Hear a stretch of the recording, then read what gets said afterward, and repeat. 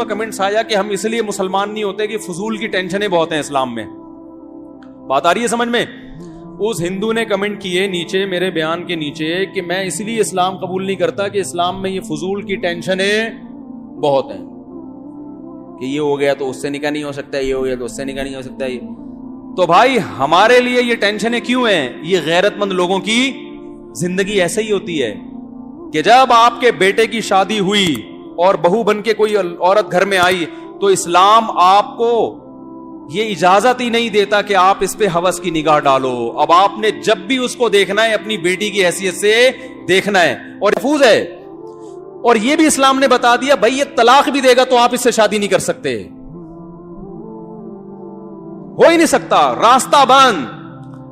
تو ہمارے پاس کتنی بڑی دلیل, کسی ایتھیسٹ سے پوچھو کہ یہ غلط ہے, وہ اگر غلط کہے گا تو غلط ہونے کی دلیل نہیں, وہ صحیح کہے گا تو صحیح ہونے کی دلیل نہیں. ہمارے پاس کتنی بہترین دلیل ہے, حرمت علیکم امہاتکم وبناتکم وعماتکم وخالاتکم وبنات الاخ وبنات الاخت وامہاتکم اللاتی ارضعنکم واخواتکم من الرضاعہ وامہات نسائکم وربائبکم اللاتی فی حجورکم من نسائکم اللاتی دخلتم بہن. کیا انداز ہے. میں نے ایک انگریز کے تبصرہ پڑھا تھا اس آیت پہ. اس انگریز نے لکھا کہ مسلمانوں کے پاس یہ جو آیت ہے نا, یہ ایسی خاندانی آیت ہے, خاندانی کا لفظ میں اپنی طرف سے کہہ رہا ہوں, اس کے جو الفاظ کا اپنی زبان میں ترجمہ کر رہا ہوں. اس نے کہا سوچو جس معاشرے میں اس قانون پر عمل کیا جاتا ہوگا کیسا پاکیزہ معاشرہ ہوگا وہ. یہ انگریز کے الفاظ ہیں. اور جس معاشرے کے پاس یہ قانون نہیں ہے, وہ بزبان حال یہ کہنا چاہ رہا تھا, تو اس معاشرے کی درندگی کا کیا عالم ہوگا, وہ کیسے فیصلہ کرے گی. الفاظ کیا ہیں قرآن کے, آپ اٹھا کے دیکھیں چوتھے پارے کا اینڈ. تم پر حرام کر دی گئی ہیں ہمیشہ کے لیے تمہاری مائیں. کبھی بھی انسان اپنی ماں سے اس قسم کا ریلیشن نہیں کر, ہمیشہ کے لیے حرام. وبناتک, اور ماں میں نانی دادی خود بخود آتی ہیں, وہ بھی ام میں ہی آتی ہیں. وبناتکم, تم پر حرام کر دی گئی ہیں ہمیشہ کے لیے تمہاری بیٹیاں, اور اس میں پوتیاں اور نواسیاں بھی اسی بیٹیوں میں ہی آتی ہیں. حرمت علیکم امہاتکم وبناتکم واخواتکم, تم پر ہمیشہ کے لیے حرام کر دی گئی ہیں تمہاری بہنیں, چاہے ماں شریک ہوں یا باپ شریک ہوں, سب اس میں آ گئی. واخواتکم وعماتکم, تمہارے باپ کی بہنیں تم پر ہمیشہ کے لیے, بولو بھائی, پھپھی جسے کہتے ہیں, مقدس رشتہ ہے. جب اپنے باپ کی بہن پہ نگاہ ڈالو گے ماؤں والی نگاہ ڈال سکتے ہو, کوئی اور نگاہ ڈالنے کی اجازت, بولو بھائی, نہیں. یہ ہے ہی نہیں, یہ نکاح کا محل ہی نہیں ہے. وَأَمَّاتُكُمْ وَخَالَاتُكُمْ, تم پر حرام کر دی گئی ہیں تمہاری ماؤں کی بہنیں, جس کو خالہ کہا جاتا ہے. نہیں آ رہی بات, چاہے وہ تم سے عمر میں چھوٹی کیوں نہ ہو, لیکن چونکہ تمہاری ماں کی بہن ہے تو لیول اس کا وہی ہے نا, تو جب اس پہ نگاہ ڈلے گی ماں والی نگاہ ڈلے گی.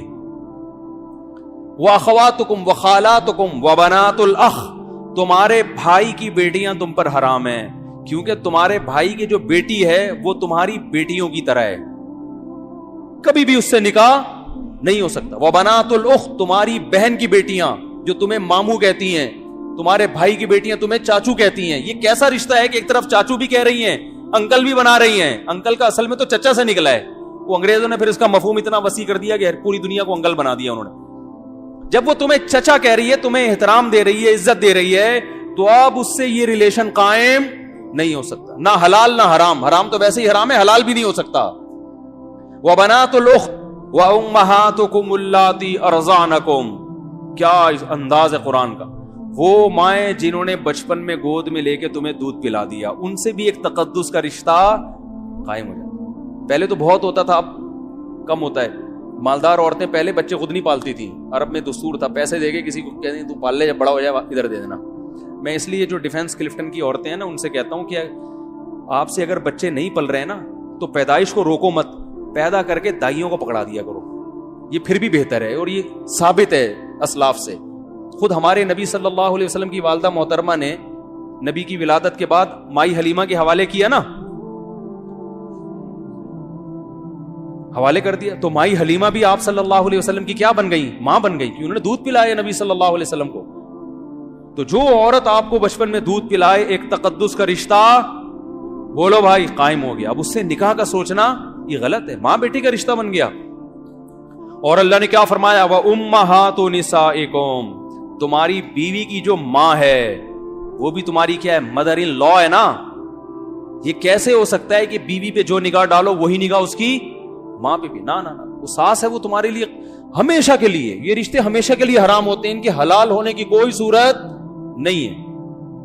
وَرَبَائِبُكُمُ اللَّاتِي فِي حُجُورِكُم مِّن نِّسَائِكُمُ اللَّاتِي دَخَلْتُم بِهِنَّ, جس عورت سے تم نے نکاح کیا اور رخصتی بھی ہو گئی, اس عورت کی بیٹی بھی تم پہ ہمیشہ کے لیے حرام, کیونکہ تم اس کے سوتیلے باپ بن گئے. فادر ان, یہ بھی ایک طرح کا فادر ان لا ہے, اسٹیپ فادر ہے, اور یہ اسٹیپ ڈاٹر ہے. کیوں؟ اس لیے کہ اب یہ نہیں ممکن ہے کہ اس کی ماں سے بھی تمہارا ریلیشن ہو اور اسی وقت میں یا کسی زندگی کے کسی موڑ پر اب اس کی بیٹی سے بھی نہ. بھائی اس بیٹی نے تم پر ایک دفعہ باپ کی نظریں ڈال دی ہیں, کیونکہ وہ ماں کا شوہر تو باپ ہی جیسا ہوتا ہے نا. وہ ایک دفعہ تمہیں اس طور پر ایکسپٹ کر چکی ہے کہ میری والدہ کا کیا ہے؟ ہسبینڈ ہے. تو اب یہ رشتہ ایسا ہے کہ اب قیامت تک اس سے نکاح نہیں ہو سکتا. وَحَلَائِلُ أَبْنَائِكُمُ الَّذِينَ مِنْ أَصْلَابِكُمْ, تمہارے جو بیٹے ہیں ان کی بیویاں بھی تم پر کیا ہیں؟ جسے بہو کہا جاتا ہے. نہیں آ رہی بات؟ کیونکہ بیٹا جب اس کو لے کر آتا ہے تو تم بیٹے کی واسطے سے اس پر بیٹیوں کی نگاہ ڈالتے ہو, اور ڈالنا بھی چاہیے, اور وہ تمہیں کیا ایز اے فادر کر لیتی ہے. تو بس یہ ہمیشہ کے لیے اب کیا ہو گیا؟ بولتے کیوں نہیں بھائی؟ اور قرآن نے یہ بھی کہا وَأَن تَجْمَعُوا بَيْنَ الْأُخْتَيْنِ, اور دو بہنوں کو نکاح میں جمع کرنا بھی کیا ہے؟ کیونکہ ایک عورت سے جب تمہارا کوئی ریلیشن ہے, اس کی موجودگی میں اس کی سگی بہن سے بھی یہ ریلیشن ہو, اس کو بھی اسلام غیرت کے خلاف سمجھتا. ہاں اس سے علیحدگی کے بعد نکاح ہو سکتا ہے,